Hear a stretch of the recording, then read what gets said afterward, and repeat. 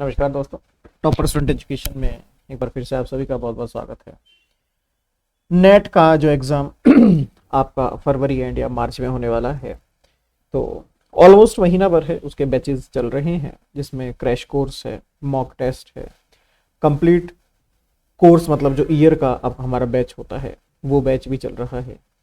तो सब कुछ अगर आप इंटरेस्टेड हो तो हमारे डिस्क्रिप्शन में कॉन्टैक्ट नंबर है, आप एडमिशन ले सकते हैं, दाखिला ले सकते हैं।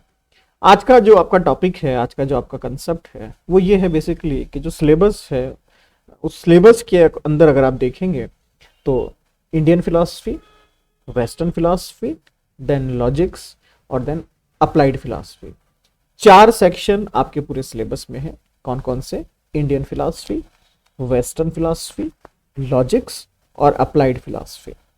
चारों सेक्शन की हम 4 अलग अलग क्लासेस करेंगे। ये पहली क्लास है जिसके अंदर आज हम डिस्कस करेंगे कि इंडियन फिलॉसफी से या इंडियन फिलॉसफी से कहाँ कहाँ से प्रश्न आते हैं और इंडियन फिलॉसफी को हम किस तरीके से कवर अप करें। देखिए, पूरा सिलेबस अगर आप एनालाइज करेंगे तो पहली यूनिट जो है आपकी वो इंडियन है। उसके बाद एक एक यूनिट छोड़ते चलिए आप, मतलब पहली इंडियन है तो तीसरी इंडियन होगी, 5वीं इंडियन होगी, 7वीं इंडियन होगी। सेम एज वेस्टर्न के साथ है, अगर दूसरी वेस्टर्न से शुरू हुई है तो दूसरी, उसके बाद आपकी चौथी, उसके बाद 6th नंबर, उसके बाद 8th नंबर। ऑड इवन का खेल है, आप समझ सकते हैं। तो 1, 3, 5, 7 इंडियन फिलॉसफी, 2, 4, 6, 8 वेस्टर्न। इस तरीके से एक कॉम्बिनेशन बनता है। देन 9th और 10th, तो 9th आपकी लॉजिक्स और 10th आपकी अप्लाइड फिलॉसफी। इंडियन फिलॉसफी और वेस्टर्न फिलॉसफी में एक सिमिलरिटी है कि अगर Indian basic philosophy unit first है तो सेकंड वेस्टर्न बेसिक फिलॉसफी है। एक तरफ इंडियन एथिक्स है तो सेम उसके जस्ट नेक्स्ट वेस्टर्न एथिक्स है। Indian social political, then western social political, Indian contemporary, then western contemporary. तो ये इस तरीके से कॉम्बिनेशन इन्होंने बनाया हुआ।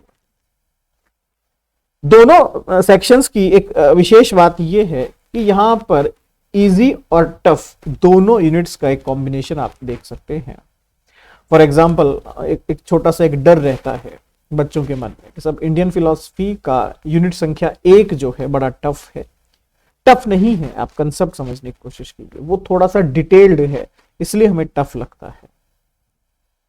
तो आज हम ये डिस्कस करेंगे इंडियन फिलॉसफी की कौन कौन सी ऐसी यूनिट्स है जहां पर आप मैक्सिमम मार्क्स कवर कर सकते हैं, मैक्सिमम मार्क्स अचीव कर सकते हैं। कौन कौन सी यूनिट्स ऐसी है जहां पर अगर आप मेहनत नहीं भी करेंगे तो आपके नंबर ठीक आ जाएंगे। कौन सी यूनिट्स ऐसी है जहां मेहनत करनी पड़ेगी, तो ये आपकी आज का क्लास में हम देखेंगे। ये आपकी यूनिट फर्स्ट, आपकी स्क्रीन पे यूनिट फर्स्ट थोड़ी सी बड़ी आपको लगती है ये, जैसे कि वैदिक एंड उपनिषदिक, चारवाक, फिर जैनिज्म, फिर बुद्धिज्म। उसके बाद फिर आपके आगे वो फिलोसफर्स जो कहीं ना कहीं आस्तिक हैं, न्याय, वैशेषिक, सांख्य, योग, पूर्व मीमांसा और वेदांत।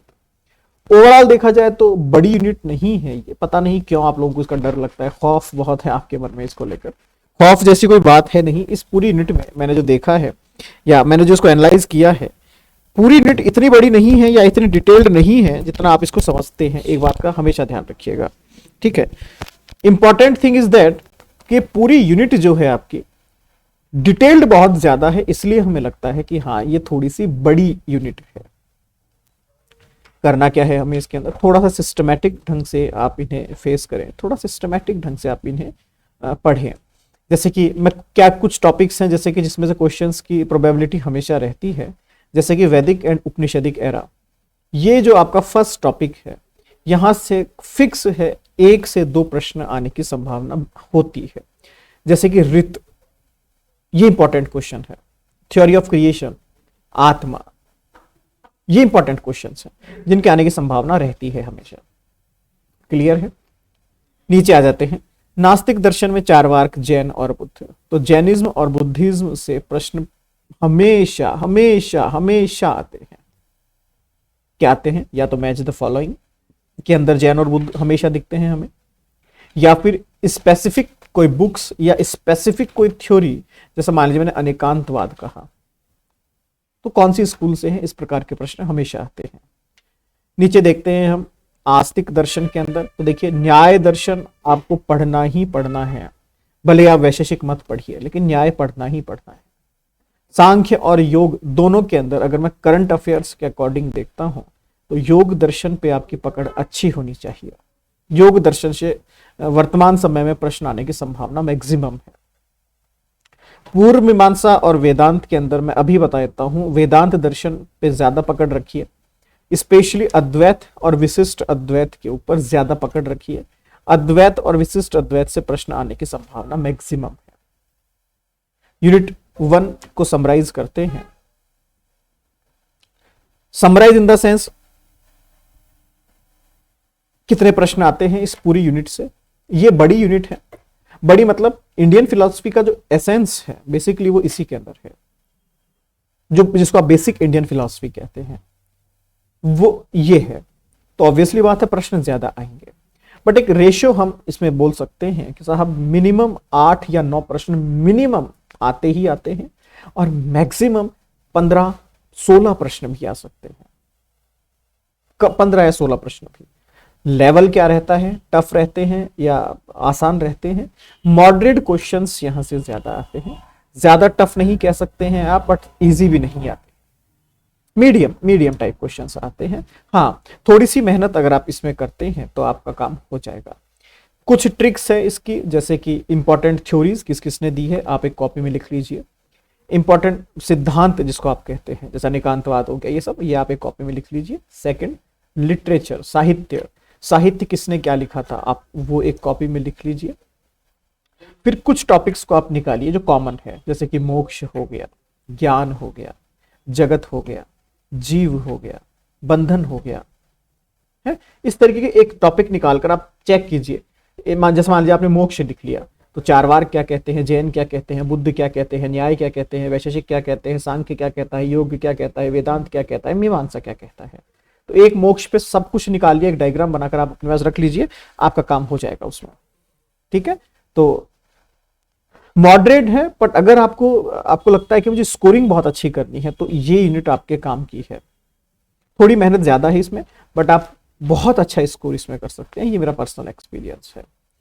यूनिट संख्या 3 की हम बात करते हैं, जो कि इंडियन एथिक्स है, जिसको मैं कहता हूं कि ये आपके लिए बोनस है, ये बोनस है आपके लिए। लिमिटेड मेहनत आप इस पे करेंगे तो भी आप इस पे बहुत अच्छे मार्क्स ला सकते हैं।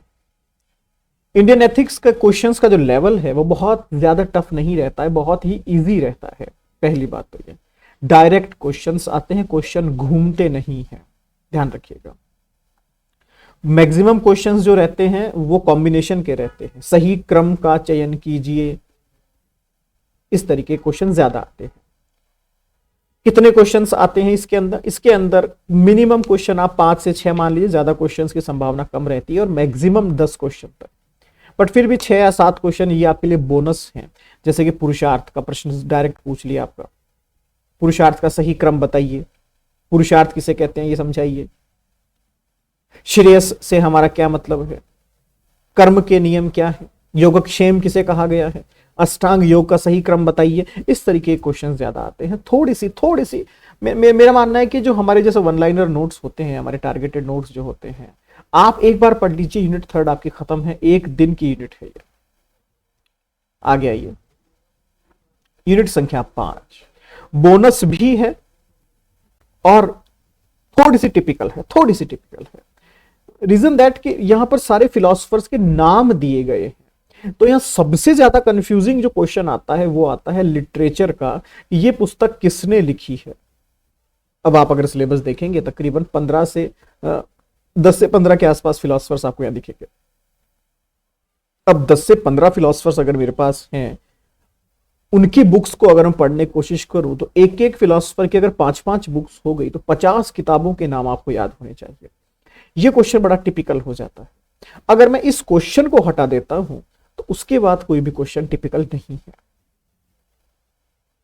एक टाइम हुआ करता था जबकि आपके श्री अरविंदो जो हैं वो ऐसी एक ट्रिक हो गए थे जो हम बच्चों को सिखाते थे कि भैया देखो कंटेम्प्ररी में कुछ समझ में नहीं आए तो आप श्री अरविंद पर टिक लगा के आ जाएगा, सही हो जाएगा, और इसकी प्रोबेबिलिटी बहुत ज्यादा थी। अभी ऐसा नहीं है, 7 से 8 मिनिमम क्वेश्चन आते हैं और मैक्सिमम 12 क्वेश्चन तक यहाँ चले जाते हैं।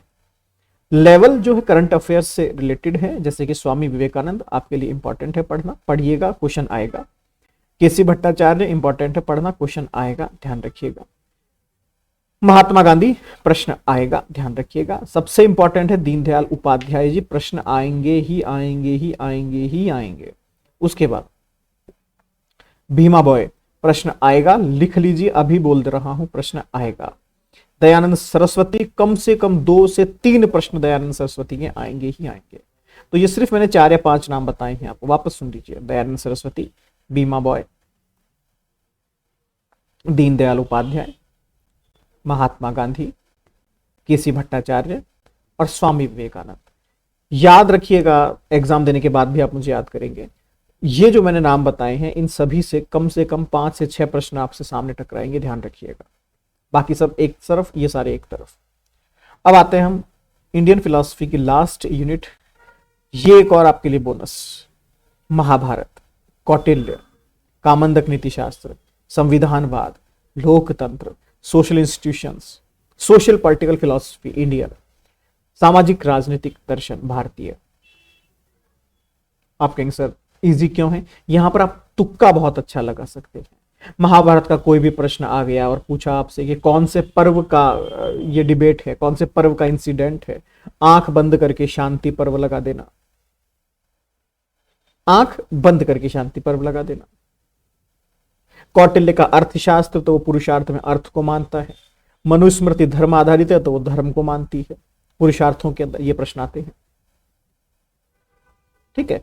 लेवल थोड़ा सा आप हार्ड नहीं कह सकते, हल्का सा कंफ्यूजिंग रहता है, कंफ्यूजन यहां रहती है, तो इसलिए तुक्का आना जरूरी है आपको। क्वेश्चन 6 क्वेश्चन मिनिमम रहते हैं, मैक्सिमम 10 क्वेश्चन यहां से भी आते हैं।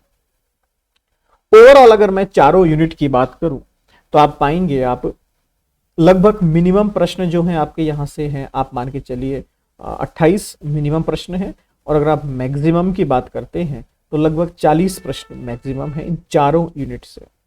40 के 50 भी हो सकते हैं, 45 भी हो सकते हैं, बट एक एवरेज हम 40 मान के चलते हैं। 4 यूनिट हैं, 40 प्रश्न हम एवरेज मानते हैं, क्योंकि नियम भी यही कहता है, एनटीए कहता है कि 10 प्रश्न मैं एक यूनिट से लूंगा। तो ये 4 यूनिट आपके लिए निर्णायक कह भी सकते हैं आप, नहीं भी कह सकते हैं, बट हाँ, इंडियन फिलॉसफी जिसको स्ट्रांगली आती है वो वेस्टर्न फिलॉसफी को या फिर आपकी अप्लाइड फिलॉसफी को इजीली कवर कर सकता है, ये ध्यान रखिएगा। तो इंडियन को ग्रिप बनाइए, इंडियन पे थोड़ा सा ग्रिप बनाइए, और स्पेशली यूनिट संख्या 3, 5 और 7, ये तीनों आप अगर अच्छे से तैयार कर लेंगे तो यूनिट फर्स्ट आपके लिए बोनस हो गई। मैंने कहा कि फर्स्ट मैं नहीं पढ़ता हूं, अगर कोई प्रश्न आ गया तो मैं लगा दूंगा, और मैं केवल 3, 5 और 7 पढ़ूंगा, क्योंकि छोटी भी है और आसान भी है। तो भी आप मान के चलिए 30 या 35 प्रश्नों की एक्यूरेसी आप ला सकते हैं इजीली। हमारे स्टूडेंट्स के लास्ट टाइम 75, 76 क्वेश्चन सही हुए हैं, आप इससे अंदाजा लगा लीजिए। इतना टफ भी नहीं है, बट स्ट्रेटेजी, रणनीति आपको बनानी पड़ेगी, ठीक है। तो रणनीति आप बनाइए। लेवल इंडियन फिलॉसफी का थोड़ा सा टफ रहता है, इसलिए क्योंकि उसकी डेप्थ ज्यादा है, गहराई में प्रश्न पूछे जाते हैं, बस और कुछ नहीं है। तो आप ये कीजिए। कल या नेक्स्ट वीडियो में हम देखेंगे वेस्टर्न फिलॉसफी के बारे में, फिर लॉजिक्स और फिर अप्लाइड फिलॉसफी। तब तक के लिए बहुत बहुत धन्यवाद।